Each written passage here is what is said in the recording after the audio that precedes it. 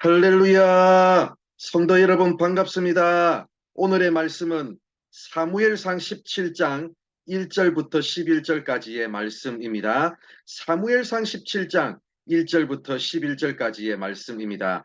블레셋 사람들이 그들의 군대를 모으고 싸우고자 하여 유다에 속한 소고에 모여 소고와 아세가 사이에 에베스 담밈의 진침에 사울과 이스라엘 사람들이 모여서 엘라 골짜기에 진치고 블레셋 사람들을 대하여 전열을 벌였으니 블레셋 사람들은 이쪽 산에 섰고 이스라엘은 저쪽 산에 섰고 그 사이에는 골짜기가 있었더라. 블레셋 사람들의 진영에서 싸움을 도두는 자가 왔는데 그의 이름은 골리앗이요 가드 사람이라. 그의 키는 6규빗 한 뼘이요 머리에는 놋 두구를 썼고 몸에는 비늘 갑옷을 입었으니 그 갑옷의 무게가 놋 5천 세겔이며 그의 다리에는 놋 각반을 쳤고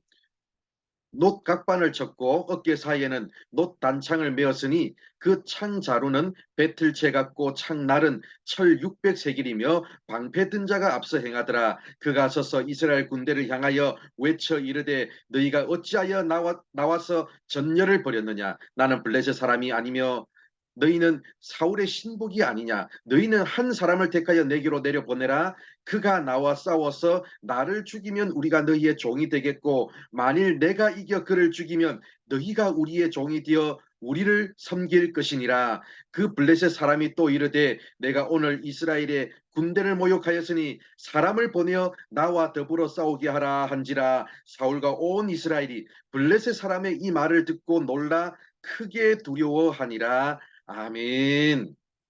블레셋이 다시 이스라엘을 공격해 왔습니다. 블레셋과 이스라엘은 골짜기를 사이에 두고 서로 대치하게 되었습니다. 이때 블레셋 진영에서 누군가가 내려와서 이스라엘을 향해 1대1 대결을 제안했습니다. 굳이 다 같이 전쟁하지 말고 1대1로 싸워서 이 전쟁의 승패를 결정하자는 뜻입니다. 그런데 이 사람의 신체 조건이 만만치 않습니다.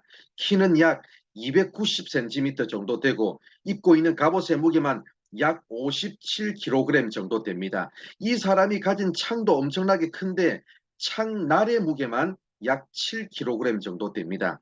이런 창날을 들고 다니면서 자유자재로 사용할 정도라면 엄청난 힘의 소유자라는 뜻 아니겠습니까? 이 사람이 우리가 잘 알고 있는 골리앗입니다. 그렇다면 골리앗의 등장을 본 사울과 이스라엘 군대는 어떤 반응을 보였습니까? 11절 하반절을 보시면 나옵니다.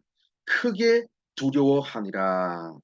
사실 사울도 신체적인 조건에 있어서는 이스라엘 안에서 그 누구한테도 뒤지지 않는 사람이었습니다. 사울의 키는 다른 사람들 머리가 겨우 그의 어깨쯤 올 정도로 사울의 키가 컸습니다. 그러나 외적인 조건으로 이스라엘에서 최고였던 사울이 골리앗을 보면서 두려워서 떨고 있습니다.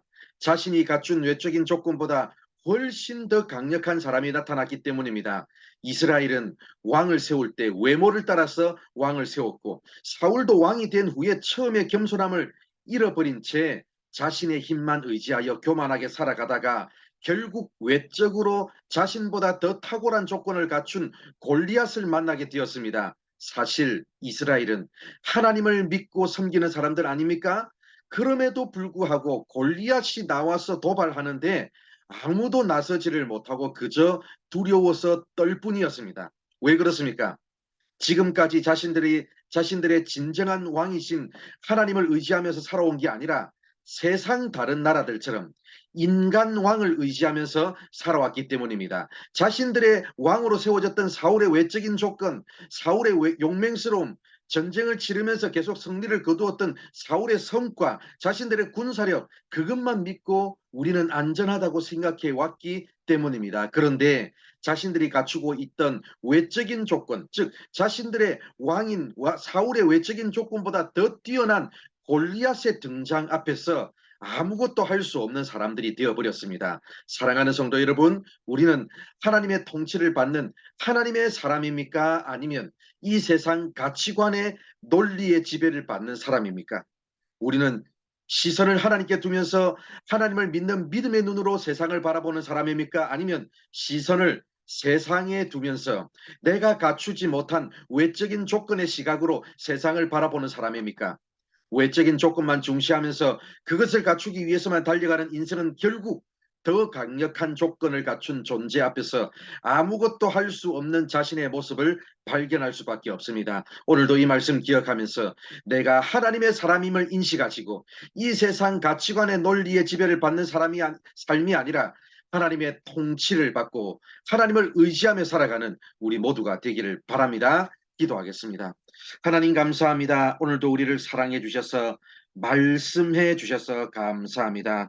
하나님, 이 세상 가치관의 지배를 받으며 이 세상이 요구하는 것을 갖추며 살아가는데 급급하다가 정작 내가 어떤 존재인지, 내가 누구의 지배를 받고 살아가는 존재인지를 망각한 채 살아가고 있지는 않은지 다시 한번 더 우리의 모습을 점검해보는 우리 모든 성도들 되게 하여 주시옵소서. 아버지 하나님, 이 세상 가치관의 논리의 지배를 받는 그런 삶이 아니라 하나님의 통치를 받고 하나님을 의지하면서 믿음의 눈으로 이 세상을 바라보며 살아가는 거룩한 주님의 백성들 되게 하여 주시옵소서. 살아계신 예수님의 이름으로 기도드립니다. 아멘.